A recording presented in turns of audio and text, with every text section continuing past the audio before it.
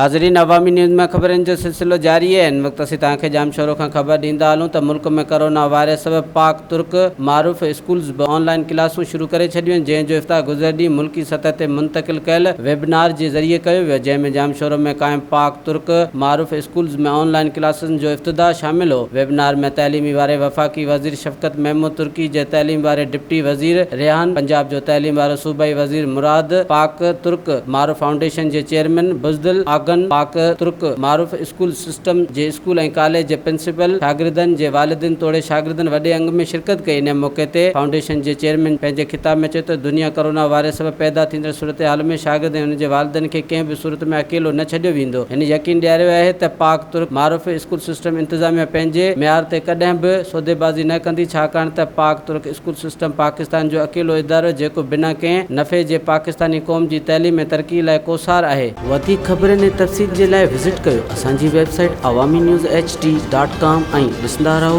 Awami news HD।